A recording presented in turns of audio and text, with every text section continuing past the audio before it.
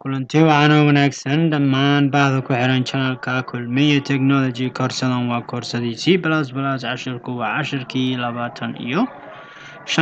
maanta waxaan qaadanaynaa function with parameter functionka markii oo parameter leeyahay amba data lagu baasayo haddii aad rabto inaad aragto function with parameter maanta ayaan isla arkaynaa function with parameter marka ugu horeeya waxaan qoraa function hore ayaad usoo barateen tutorialkii hore haddii aadan daawan fadlan tutorialkii hore dib ugu noqo si aad u barato qaabka loo abuuro function waxaan warayaa function waa ujeediin kan waa float kaasoo aritaan tahay hore ayaan usoo sharxay haddii aad rabto dib ugu noqo casharadii hore float kadib waxaad sheegaysaa magaca functionka magaca functionka waxaa iska leeyahay haddii waxaa rabta u bixi kartaa soo bandhigo kale magac wuxuu soo bandhigaa magac kadib waxaa leedahay bracket afure kadibna waxaa furaysaa curly braces ama bowdiga functionka meeshii gudihii waxaa loo qori lahay kadib si aan ugu baasno daato hadda waxaan rabaa functionkeena inuu qofka magaciisa kusoo baaso uu soo geliyo kana soo geliyo mainka waa warbixin aanan hadda ogeyn laakiin gadaal noogu imaan doonto kaasoo aan kasoo qaadan doono markii programka laga waco mainka markii functionka la waco si taasay u dhacdo haddii aad rabto inaad variable aad qabsato kuna xariiso magac maxaan isticmaali jirnay intia waa maya jawaabtu waa maya waxaan isticmaali jirnay character ama string characterna wuxuu ahay keliya waxaa loo ogolaa in lagu xareeyo hal xaraf haddii aad tilmaamtay haddii aan kusoo xasuusiyo balse stringi waxaa lagu xareey karaa hal xaraf iyo 2 xaraf 100 xaraf iyo wixii ka badan sidaa darteed waxaan qaadanaynaa string haddii aad rabto qaabkan waa qaab variable qaab oo macnaha variableka lagu dhex qori karo labadaas bracket dhexdooda dataabka sheegaysaa dataabka haddaad sheegto kadib waxaa sheegaysaa magaca variableka waxaa iska leenahay magaca qofka okay waxaan leenahay magaca qofka kadibna waxaan iska leenahay soo bandhig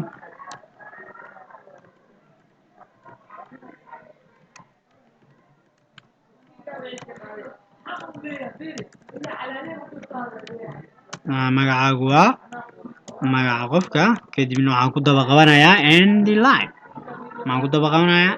line saa ujeediin functionkan wax ritaantaa ma leh hore ayaan soo qaadanay keliya maanta waxaan baranaynaa asigoo parameter leh saa ujeediin waa kan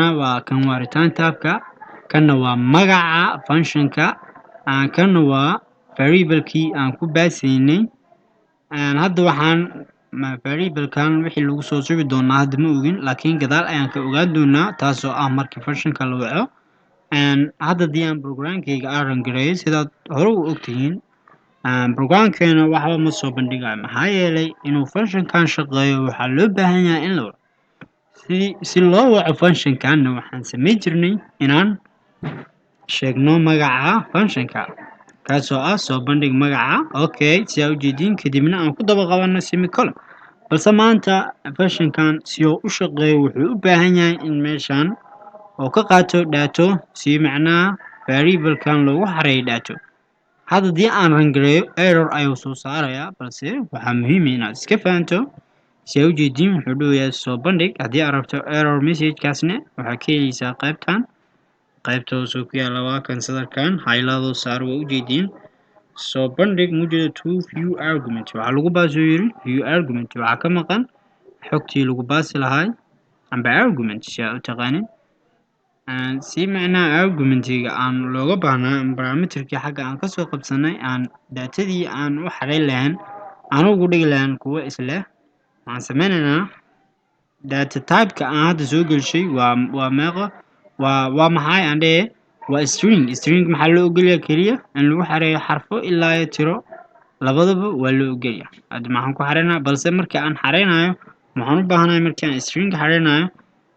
haddii aan hadda variable aan qabsado sidii hore usoo bartay string tusaale oo kale egis oo kale iska dheh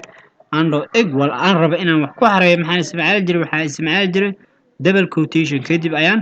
waxaan xareey jiray waxyaabihii aan rabo maanta keliya waxaa isbedelaya halahan maxaa yeelay computerka halahan hore ayaan ugu soo sheegnay taasoo ah qaybtan hore ayaan ugu soo sheegnay equal taanna behind the scene macnaha ka gadaal backgroundka C++ noogu sameynayso iyada ku xareynayso halahan noogama baahno keliya waxaan qaadaynaa intaan oo semicolonka laga reebay kadib ayaa waxaa ku baasaysaa inta kadibna waa kaas bal hadda aan fiirino koodkeena saa ujeediin wuxuu dhahay magacu waa cali saa ujeediin magacu waa cali bal haddii aan hadda dataabkan waa string saasaa loo yaqaanaa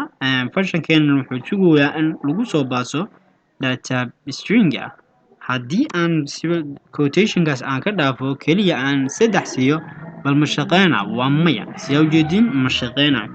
haddii aad message ka rabtana oo macnaha errorka aad rabto waa kana sadarka highlightka la saaray invalid conversion from int mujeedo waxaa laga rabay stringi kadibna waxaa lagu baasay integer sidaa darteed integer lama bedeli karo string okay aan iska soo celino sidiisii hore aan kusoo celsho haddii aan hal mar sharxo waxaan sheegay data type-ka kadibna waxaa sheegaysaa magaca functionka aad qaadanaysid magaca lala magaca rabta ka dhigo kadib data type-ka aad ku baasaysid parameterka macnaha amba data type-ka aad ku baasaysid ayaa sheegaysaa noocay tahay ma stringia ma intia ma charactera ma floata ma wax allaala waxaa rabtaa ka dhigi kartaa hadda waxaan iska doortay stringi kaasoo waxaa rabaa qofka magaciisa inaan kusoo xareeyo inta kadib variableka magaca u bixinay okay kadib waxaa lalahay soo bandhig halahan waa soo bandhig magaca waa ala soo bandhiga kadibna magaca waa kana wixii lagu soo shubaa la soo bandhigaa bal haddii aan inta hadda ka kaco errorkan aan ka baxsho meesha okay tusaale hadda markastoo koodkeena bilaabanayo wuxuu ka bilaabanayaa mainka bal intaa ka bilaabo si aad si fiican aad ula socotiin koodka wax allaale iyo wuxuu sameynayo marka ugu horeysa intaa la imaanaa koodkeena mainka ka bilaabanaya sababtoo intuu imaanaa wuxuu arkaa functionkan soo bandhig magac okay kadib waxaa leeyahay halana la qaadaa cali halaan dhana la soo qaadaa functionka halaan markuu arko kadib wuxuu aadaa functionkan meeshii oo ku qornay kadib intaa la aadaa waxaa la fiirinaya return tabka food waa sax waxaan soo celinaya magaca waslane waa sax data tabka lagu sugayana waa stringi waa sax kadib magacan variablekan oo magaca waxaa lagu shubaa halahan maxaa lagu shubaa cali waxaa lagu shubaa cali variablekan waxaa lagu shubaa cali kadib intuu imaanaa halahan soo bandhigaa si aad markaas shaashada wax soo bandhigtaa magaca waa kan maxaa lagu soo shubay waxaa lagu soo shubay cali inta maxaa lagu bedelaa magac waa cali halahan maxay noqday cali kadibna waxaa lagu daba qabanaa sadar cusub tutorialka dambe ayaan waxaan arki doonaa aan fahmi doonaa markii lagu baasayo laba parameter hadda keliya waxaan ku baasaynaa hal parameter iyadoo lagu baasayo laba parameter way isku dhow yihiin laakiin balse qaabkan waxyar ayay ka duwan yihiin waana u baahan tahay inaad fiirsato tutorialkii soo socdo tutorial kale soo socdo videoga fadlan ku cesho muddo gaarayso inta in allaale iyo inta aad ka fahmayso